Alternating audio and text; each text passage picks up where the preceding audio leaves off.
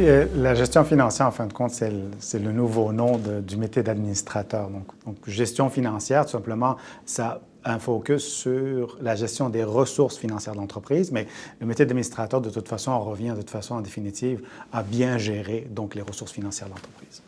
La gestion financière, tout simplement, c'est une question de discipline. Donc, si on veut faire ce métier, puis on va dire qu'on manque de discipline ou on n'a pas l'attrait ou disons, la concentration ou l'objectif de gérer avec discipline, c'est sûr que c'est un gros défi. Parce que c'est un ensemble d'événements qui, s'ils sont bien faits en séquence, puis au bon moment, puis avec la bonne mesure, donne le résultat qui est escompté, qui est vraiment une rentabilité ou le succès dans la mission de l'entreprise. Bon, dans mon cas, moi, je suis un produit du Québec, donc j'étais formé ici, fait que je n'ai pas la problématique, disons, d'adapter les normes ou les systèmes financiers d'un endroit à un autre, mais bon, avoir pratiqué à l'extérieur aussi, donc connaissant un système européen ou africain, au Moyen-Orient ou Amérique latine, mais c'est sûr que la finance se vit dans une société, elle ne se pratique pas de la même manière.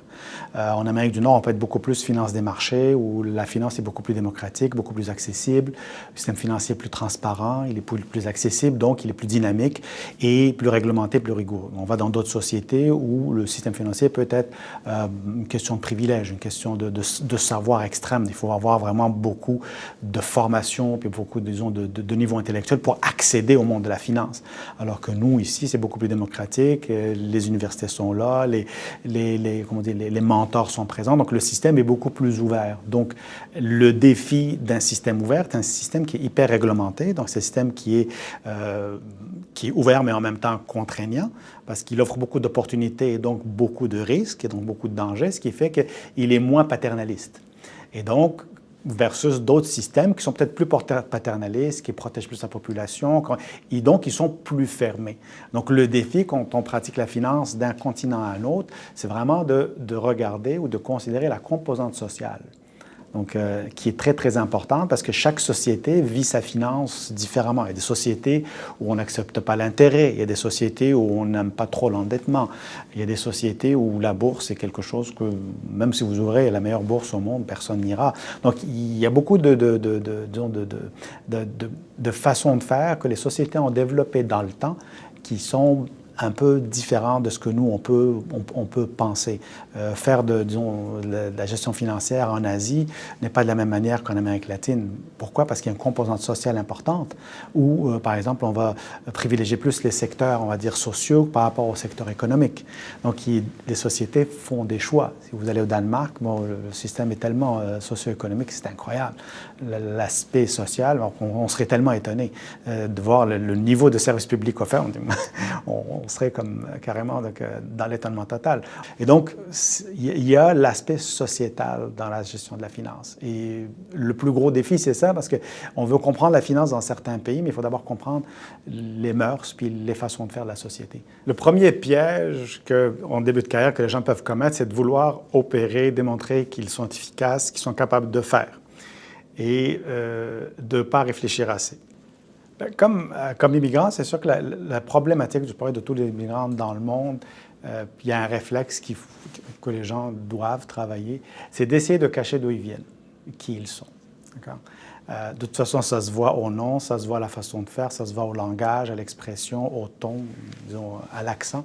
Donc, moi, je dis que le plus gros défi, c'est de ne pas le cacher. On vient d'ailleurs. On va finir par être intégré dans la société d'accueil. Donc, c'est une réalité. Donc, de ne pas essayer de se mouvoir de façon forcée dans la foule.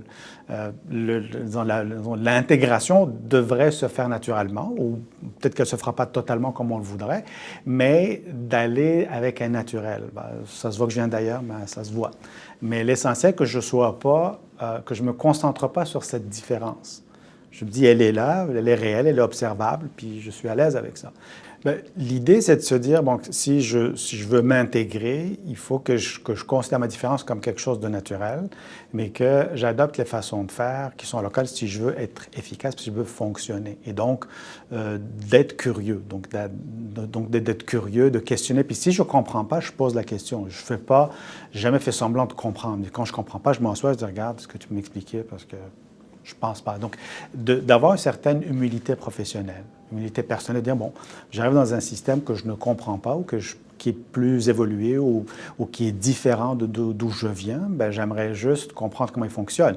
Et si je vois que j'ai de la difficulté à fonctionner, peut-être que je devrais juste poser la question, est-ce que quelqu'un peut m'expliquer? Le conseil que je donnerais aux gens en début de carrière, c'est vraiment d'essayer d'investir plus dans la réflexion, dans la compréhension de ce qui doit être fait et le résultat versus le faire pour bien le faire. Et que si on a des limitations par rapport à faire une tâche ou un travail, demander de l'aide autour ou à l'externe, c'est une bonne pratique parce que ça va nous faire gagner du temps, ça va nous permettre d'évoluer plus rapidement et d'être plus efficace pour l'organisation, au lieu d'essayer de découvrir par soi-même comment on peut mieux le faire. Pour ce qui est de la gestion financière, je dirais pure, moi, je ne vois pas de différence entre quelqu'un qui vient d'ailleurs ou quelqu'un qui est ici. Le métier est le métier, puis il faut le pratiquer de la même manière. Donc, c'est aux uns et aux autres de s'adapter à la norme, au standard. C'est comme, je dis, l'exemple le plus simple, c'est est-ce qu'un médecin soignerait quelqu'un différemment par rapport à de la médication ou certains actes chirurgicaux d'ailleurs? Malheureusement, c'est le même standard, la même procédure. Donc, ce qui fait que c'est à l'individu peut-être d'amener sa façon d'être dans le métier. Mais le métier a des encadrements, il a des compétences. Puis malheureusement, que les gens le veuillent ou pas, il va falloir adhérer aux compétences, les suivre et se qualifier, puis avoir sa carte de compétences, comme on dit. Moi, je dirais c'est l'ouverture d'esprit, la curiosité et croire dans une discipline, une rigueur du système. Il faut. Donc, il ne faut pas qu'on soit, je dirais, cynique. Il faut vraiment croire dans le système, même si on peut percevoir des inefficacités. Parce que chaque palier a ses inefficacités de toute façon. Et donc, moi, je dis qu'il faut d'abord respecter l'état d'avancement auquel le système est arrivé, dans lequel on vit. Il faut essayer d'en prendre la partie la plus positive possible en essayant de corriger les parties négatives et de se dire que c'est une évolution. Les choses que notre génération, que nous, n'a pas fait, d'autres le feront après nous. Mais de laisser assez de bagages pour ceux qui nous suivent pour pouvoir continuer à en dire la mission. C'est jamais un achèvement au niveau de la personne, mais il faut le voir comme un ensemble dans une société. Puis si chacun fait sa part, je pense qu'on peut être qu'une nation plus forte. T'sais, en conclusion sur mon expérience, je dirais vraiment c'est apprendre à apprendre, rigueur et discipline et ouverture donc à l'environnement professionnel et social.